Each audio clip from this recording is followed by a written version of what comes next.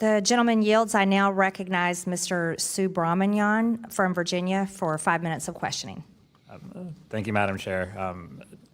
I'm very concerned about this administration firing climate scientists and scientists generally, and cutting off research for science. We had a really good group of people outside NASA yesterday talking about the importance of science and climate science. And Dr. McCracken, I would just get your thoughts on what is going to be the implications of cutting off this kind of research and these types of firings, and what is that going to mean for our future when it comes to our climate as well as science generally in our country?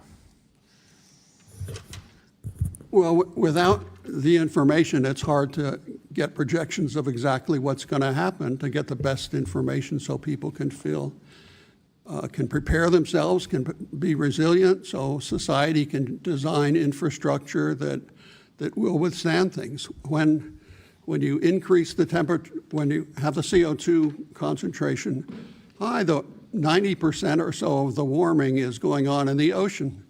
What happens when the ocean warms, it keeps the air warm, but it also evaporates more moisture. And when that moisture-laden air comes over land and runs into a mountain range or a mesa or something, it forces out these drenching rains. And it's happening not just in Texas, which was really tragic, but there's also been tragic events in Pakistan and India and other locations that when the ocean warms, that heat just adds to the moisture. And if the ground is saturated in water already, all the additional moisture that comes out will run off. And that creates floods that are larger than the region is used to. And these weather events are costing us tens of billions of dollars, not more, as a country. It's going to cost us trillions eventually. What can we do to prevent these weather events in the future? Well, if you want to stop ocean warming, you basically have to stop having carbon dioxide trapping infrared radiation and energy.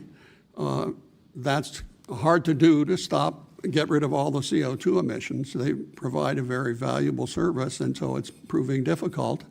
And that's why climate intervention is something we want to look at. It's an approach to trying to see if you can suppress the heating of the atmosphere as a whole, mainly of the ocean if you can, because the land will respond pretty quickly. But the ocean buildup of heat is something that will persist for very long times, and it just causes these atmospheric rivers that are occurring that hit California, that are hitting other countries. It's a very serious issue and can cause great harm, and it's very hard to withstand it as things happen.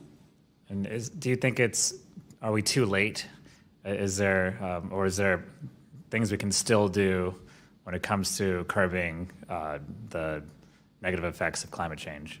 Well, there are some doomsayers out there, but there are certain things we can do. One thing is cutting methane emissions. Methane is natural gas. It leaks out from fossil fuel things. It comes from agriculture and other things. That has an atmospheric lifetime that's very short, whereas CO2 has a long lifetime. So if you can sharply cut CO2 emissions, that really helps. And there is an international initiative to do that. And so that's one of the first things that people will urge as something to do. Great, thank you. I yield back.